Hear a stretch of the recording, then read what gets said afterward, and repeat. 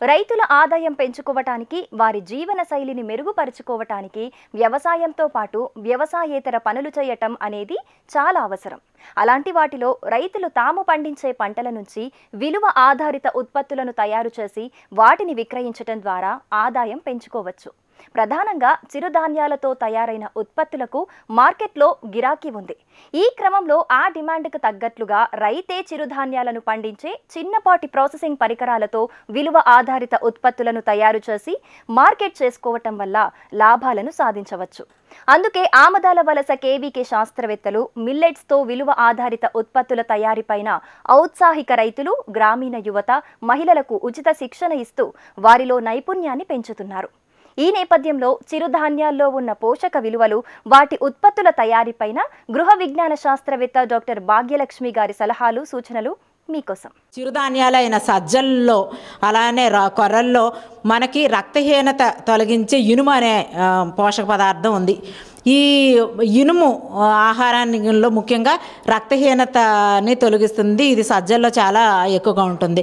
అదేవిధంగా మంచి ఫ్యాట్స్, మన శరీరానికి మంచి ఫ్యాట్స్ కూడా, కొవ్వు పదార్థాలు కూడా చాలా అవసరం. ఈ అమైనో యాసిడ్స్ అనేవి మనకి సజ్జల్లో, సామల్లో మంచి అమైనో యాసిడ్స్ కూడా లభ్యమవుతాయి. మన ఆహారంలో పీచు పదార్థం అనేది అస్సలు ఉండట్లేదు. ఎవరైతే పిజ్జాలు, బర్గర్లు, నూడిల్స్, పాస్తాలు ఇలాంటి ఆహారంలో చేరుస్తున్నామో, ఏవైతే రసాయనాలు అధికంగా ఉన్నాయో ఆ రసాయనాలు అధికంగా వినియోగించే పంటల తాలూకా వస్తువుల్ని, అలాగే రీఫైన్డ్ ప్రోడక్ట్స్ని మనం చాలా ఎక్కువగా మన ఆహారంలో వినియోగించడం జరుగుతుంది. ఈ చిరుధాన్యాల్లో ఎందుకంటే మనం దాని పైన ఉండే పొట్టు అనేది తీయం కాబట్టి ఈ చిరుధాన్యాల్లో దానికి పీచు పదార్థం అనేది చాలా అధికంగా ఉంటుంది. పీచు పదార్థం అధికంగా ఉండడం వల్ల జీర్ణక్రియ అనేది సజావుగా ఉండి మలబద్ధకం లేకుండా ఉండడమే కాకుండా డీటాక్సిఫికేషన్ అని శరీరంలో ఏ రకమైన మలినాలు ఉండకుండా తొలగిపోతాయి. కాబట్టి ఊబకాయం అనేది ఉండదు. అలానే దీర్ఘకాలిక మధుమేహాల వ్యాధులు కూడా అనేవి ఉండవు అనమాట. అందుకోసం పీచు పదార్థం అధికంగా ఇస్తుంది. మంచి కొవ్వు పదార్థాలు, అలానే ప్రోటీన్లు, మాంసపు కృత్తులు అనేవి కూడాను మనకు చిరుధాన్యాల్లో వరి మరియు గోధుమలతో పోల్చి చూస్తే మాంసపు కృత్తులు కూడా అధికంగా ఉంటాయి. అందువలన అందరూ కూడాను గ్రామీణ ప్రాంతాల్లో పూర్వకాలంలో చాలా ఎక్కువగా ఈ చిరుధాన్యాలను వినియోగించే వాళ్ళు. కాలక్రమేణా మనం ఈ చిరుధాన్యాల వినియోగం అనేది మర్చిపోయాం. కానీ ఇప్పుడు మళ్ళీ కూడాను పూర్వ వైభవం చిరుధాన్యాలకి తీసుకురావాల్సిన అవసరం ఎంతైనా ఉంది. అయితే చాలామంది అడుగుతూ ఉంటారు, ఈ చిరుధాన్యాలతో ఏమేమి చేసుకోవచ్చు అని. చిరుధాన్యాలతో అన్నీ చేసుకోవచ్చు. గోధుమ, వరితో మనం ఏమేమి పిండి వంటలు చేసుకుంటామో అన్ని రకాలు వంటల్ని మనం చిరుధాన్యాలతో చేసుకోవచ్చు. దోశలు, అలానే అన్నం, అలానే దాంతో రకరకాలైన తిల్లు, ఇలాంటివన్నీ బలవర్ధకమైన ఆహారాన్ని చిరుధాన్యాలతో మనం చేసుకోవచ్చు.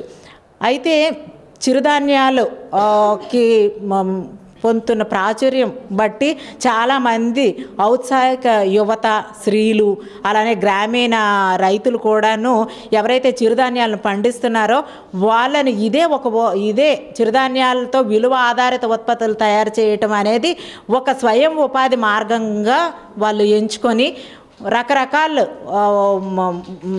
చిరుధాన్యాలతో విలువ ఆధారిత ఉత్పత్తులను తయారు చేయటం ద్వారా స్వయం ఉపాధిని అనేది పొందవచ్చు. ఈ చిరుధాన్యాలు విలువ ఆధారిత ఉత్పత్తుల తయారీపై కేవీకే కృషి విజ్ఞాన కేంద్రం ఆమదాల వలస వారు 3 రోజుల శిక్షణా కార్యక్రమాలు, అలానే 5 రోజుల శిక్షణా కార్యక్రమాలు కూడాను, వృత్తి విద్యా శిక్షణ కార్యక్రమాలు గ్రామీణ యువతకి, స్త్రీలకి, అలానే ఔత్సాహిక పారిశ్రామికవేత్తలకు కూడాను ఎఫ్ఎస్ఎస్ఐ రిజిస్ట్రేషను, అలాగే న్యూట్రిటివ్ వాల్యూ క్యాలిక్యులేషను ఎలా చేయాలి, బ్రాండింగు, ఇవన్నిటి మీదను మార్కెటింగ్ విషయాల మీద సమగ్రమైన శిక్షణా కార్యక్రమాలని అందజేస్తున్నారు. కాబట్టి అందరూ కూడా ఎవరికైతే ఆసక్తి ఉందో వాళ్ళందరూ కూడా ఈ సదావకాశాన్ని వినియోగించుకొని కృషి విజ్ఞాన కేంద్రం ఆమదాల వలసల్లో శిక్షణలు తీసుకోవచ్చు. మరి ఈ రోజు ప్రసారమైన కార్యక్రమంతో పాటు సాగుదారులకు ఉపయోగపడే సేద్య సమాచారం, అభ్యుదయ రైతుల అనుభవాల కోసం హెచ్ఎంటీవీ అగ్రి యూట్యూబ్ ఛానల్ని సబ్స్క్రైబ్ చేసుకోండి. ఇది ఇవాల్టి నేలతల్లి కార్యక్రమం. నమస్తే.